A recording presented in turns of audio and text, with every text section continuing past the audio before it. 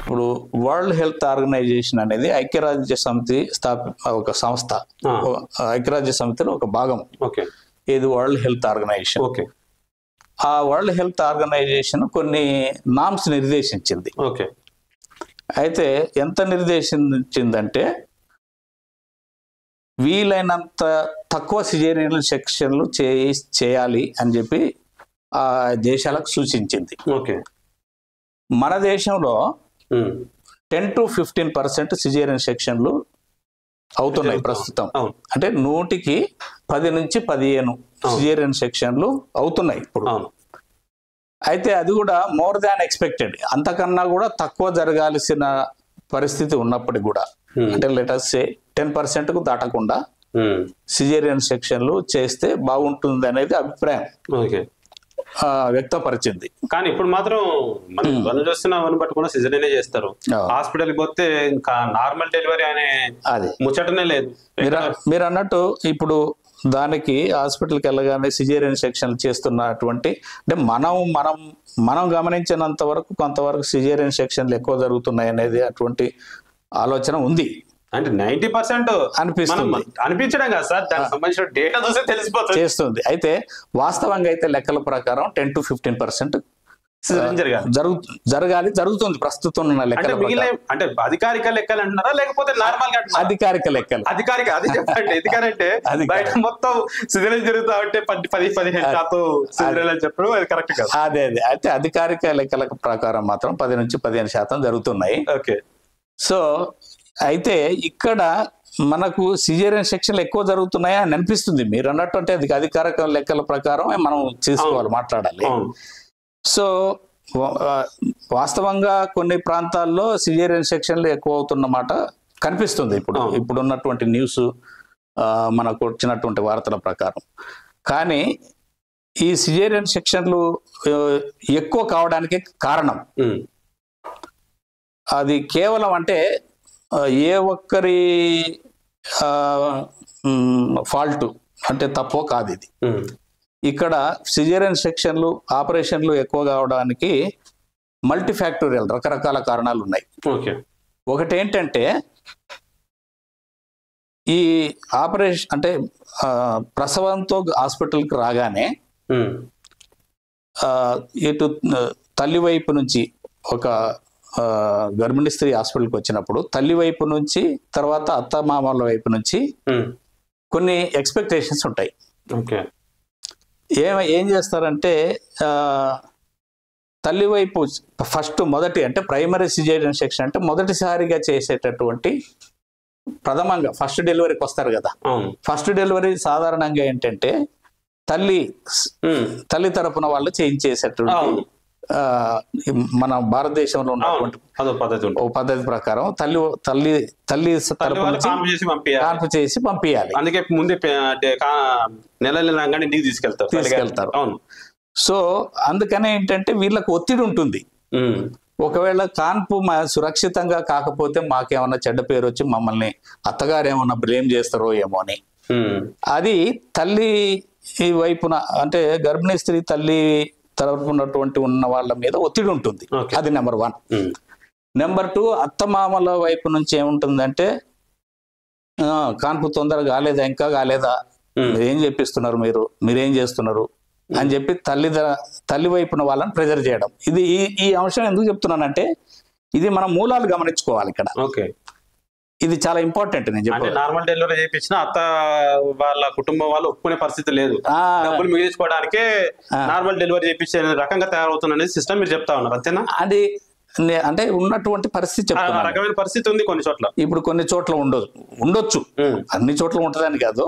General గా అయితే మేము గమనించినంత వరకు అత్తమామలు కూడా మీరు ఇంకా కాన్పు చేయించలేదా, మీరు సరిగ్గా చేయించాలా, మీరు ఏమన్నా ఏం ప్రాబ్లం అంటే రిమార్కులు లేకుండా చేయించాలన్నటువంటి పరిస్థితి అత్తమామలు ఒత్తిడి తెచ్చేటువంటి అవకాశం ఉంది, చూస్తున్నాం కూడా మనం. తర్వాత ఈ క్రమంలో ఏం చేస్తారంటే డాక్టర్ల మీద ఒత్తిడి పెంచుతారు ఈ రకంగా. ఇటు గర్భిణీ స్త్రీ తల్లిదండ్రులు, అటు అత్తమామలు డాక్టర్ల మీద ఒత్తిడి తేవడం జరుగుతుంది. మరి ప్రత్యేకంగా పల్లెటూర్లలో. ఎందుకంటే డైరెక్ట్ డాక్టర్ మనకు ఫేస్ కళ్ళ ముందే కనిపిస్తాడు. అప్పుడు కార్పొరేట్ హాస్పిటల్, పెద్ద పెద్ద హాస్పిటల్ అయితే చేసేవాళ్ళు ఇక్కడ దూరంగా ఉంటారు, అంత ఈజీగా ప్రెజర్ చేసేటువంటి అవకాశం తక్కువ అక్కడ. ఇక్కడ డైరెక్ట్ చిన్న చిన్న హాస్పిటల్ కాబట్టి డైరెక్ట్ డాక్టర్ మనకు కనిపిస్తాడు. సో ఒత్తిడి ఎక్కువ ఉంటుంది ఇక్కడ డాక్టర్ల మీద. ఇది కూడా గమనించాలి. డాక్టర్ల మీద ఒత్తిడి ఎక్కువ ఉండటం వల్ల ఏమవుతుందంటే ఆ డాక్టర్ ప్రెజర్ గురై ఏమన్నా అప్పుడు ఏమాడు వీళ్ళ ఎక్స్పెక్టేషన్స్ ఏముంటాయంటే ఖచ్చితంగా సురక్షితంగా ప్రసవం జరగాలి. మీరు నార్మల్ చేస్తారా, ఆపరేషన్ చేస్తారా, మాకు అనవసరం అనే ధోరణిలో ఉంటారు. ఉండటం వల్ల ఏమవుతుందంటే మీరు ఇంకా ఇప్పుడు టైం మామూలుగా డెలివరీ టైం ఏంటంటే నార్మల్ డెలివరీ టైము 18 గంటల నుంచి 22 గంటల వరకు ఉంటుంది నార్మల్ డెలివరీ టైం. అది మొదటి కాన్పుకి.